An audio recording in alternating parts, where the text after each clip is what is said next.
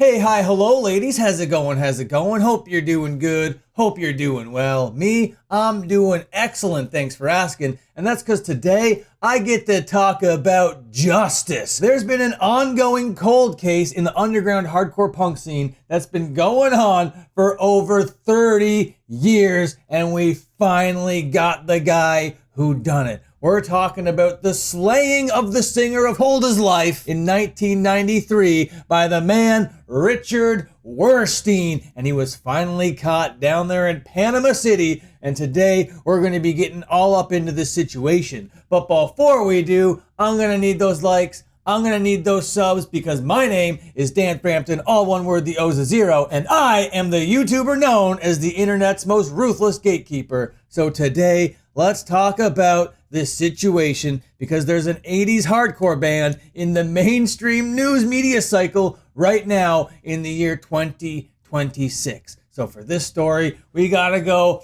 all the way back to 1988 in Detroit when Cold as Life was formed. Look at these guys over there in the underground punk scene in Detroit. No longer should Detroit be known for Kid Rock and Eminem. Now everybody needs to know that Detroit is synonymous with Cold as Life. The lead singer of Cold as Life was a man named Rodney Barger, and he was just out there trying to be a punk rock singer. Yeah, the shows got a little violent. Yeah, they were synonymous with a lot of rough and tumble type attitudes out there. You weren't going to a Cold as Life show unless you were ready for some rough housery. And that's to put it lightly, okay? These guys ran with criminals, people pulling off crimes all the time. So you got Rodney Barger and this guy named Richard Wurstein. They were allegedly, apparently, I'm not sure exactly, it was a long time ago, but I think if memory serves me correctly, these guys were roommates. And Richard Wurstein was like, I don't know, he was trying to do some crimes, he was trying to rob from somebody, he was trying to do something. But anyway, none of that actually matters. In the heat of the moment, Richard Wurstein allegedly, accusedly shot Rodney Barger in the head while Rodney was asleep. Rodney had a nickname. He went by Ron Beauty. So I'm probably going to be calling him Ron Beauty from now on because it's a sick ass name. I wish I came up with that nickname. Normally I'm the king of nicknames over here, and I wasn't the one that dubbed this guy over here Ron Beauty. But Ron Beauty was slain in his sleep by Richard Wurstein in the year 1993. That means that Cold as Life had a good 5 years out there romping and stomping on the streets of Detroit before it was ended abruptly by this Richard fella. When it all went down, Richard was arrested, this mugshot was taken, but then I'm not exactly sure the timeline of those events, but the long and short of it is Richard fled. He ended up in Panama apparently, and he avoided jail for 32 years. Meanwhile, with Cold as Life, the guitarist Jeff Gunnels, he took over on vocals. He was previously the guitar player, and currently, now he does guitar and vocals. But in the 90s, 10 years after they started and 5 years after they lost their original vocalist, they put out this record over here, Born to Land Hard. Cold as Life have such a reputation on the streets and in the underground scene. They are absolutely the real deal. Most everybody else that starts a hardcore band are cosplaying as Cold as Life. They're absolutely out there living the culture, and that's me just putting it mildly. They were an on-again, off-again band for a long time, but in 2007, there was a bit of a reunion, and they kept playing on again, off again, and that was until 2013 when Jeff Gunnels, the guy who took over vocalist, well, he was in prison for armed robbery, and he was out there to serve 10 to 20 years. Like I said, these guys are the real fucking deal, dude. So Jeff goes out there, he does his time. In the meantime, the band is still playing, they have other people in the band, whatever. But when Jeff gets out in 2023, he's back in the band, and this time he's playing guitar and doing vocals. It says here, the band officially reunited in October 2023, playing a reunion show in their hometown of Detroit,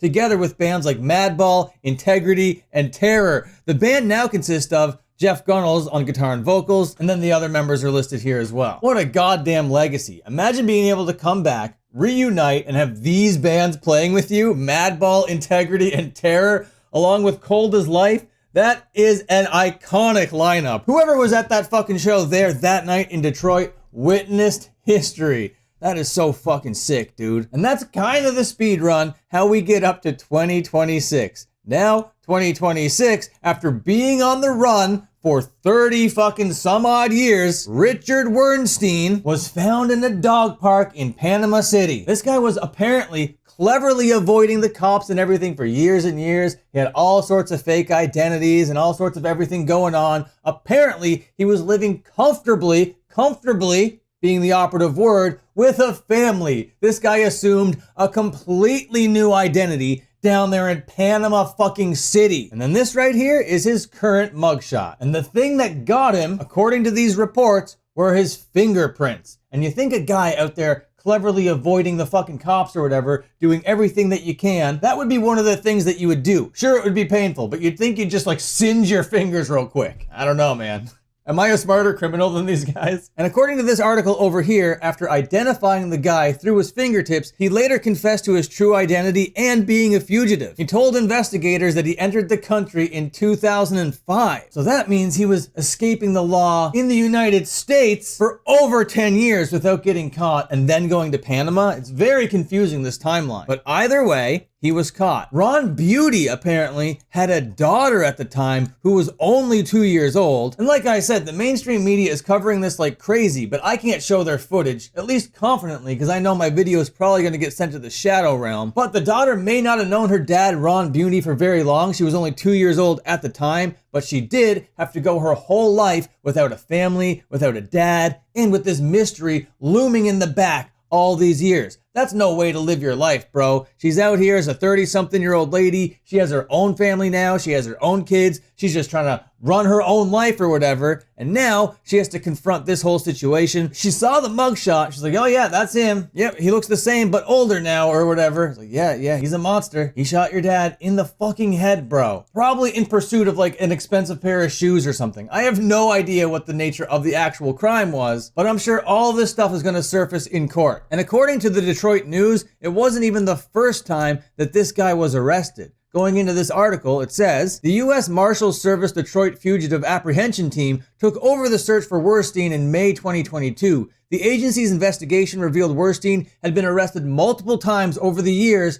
under different aliases, including Joseph Allen Stavros, but law enforcement never knew his true identity. They said investigators developed leads over the past year that indicated Wernstein was in Panama. Marshals in Detroit worked with the service's Office of International Operations and Panamanian authorities to find and arrest him. The U.S. Marshals Service takes crimes of this nature extremely seriously, given the violent nature of the alleged offenses and unlawful flight to avoid prosecution, a U.S. Marshal said. So now it looks like this guy might even be in more shit than he would have been if he just sat on the sword all those years ago. But either way, he's probably going to be doing life in prison. For sure. Cold-blooded murder that was premeditated and for petty reasons and inflicted upon a man who was sleeping, a defenseless person. Absolutely cowardly behavior. So I hope he gets the absolute book thrown at him as hard as possible. On this channel, we've been talking about Brady Ebert and his crimes. This trumps it by a million. So where we're at right now, I believe that Richard Wernstein is in Houston waiting to be transported back to Detroit for the trial proceedings to begin. I'm no legal expert, but I think that's where it's at right now. So it looks like after all these years, the cold as life cold case has finally been shut. Richard Wernstein, you stupid, lousy scumbag. And you know what that means, Richard Wernstein? Now you are finding yourself among the most illustrious rogues gallery on the entire internet. You are officially an enemy of the channel. Now what I want to see is Cold as Life do a celebration show. Man, imagine the amount of people that would come out to a Detroit show to celebrate the incarceration of the original singer's killer. Come on. That is so fucking hardcore. That would be history, people. God damn it, dude. You could do a whole festival lineup. It would be way bigger than Madball, Integrity, and Terror. Get everybody involved. Do a whole like 3-day weekend hardcore fest. Call it like They Got 'Em or something. I don't fucking know. That would be so fucking sick. So let's wait to see what the sentencing is, I guess, and let's reserve our celebration until we know what's happening is happening. But they got the guy, dude. And he admitted to it. It's done. It's over. And you know what else is over? This video. Hit like, press subscribe. I'm gonna need them. Let's push this out to more people. Thank you to everybody that's been rocking with the content, leaving all your comments and booping all those buttons. I really do appreciate it. It goes a long way. There's nobody really out there on the internet that's doing exactly what I'm doing. So I'm kind of like blazing my own trail out here. So I really appreciate you being along for the ride. Okay, thank you so much for watching. Goodbye, see you later, and have a good one.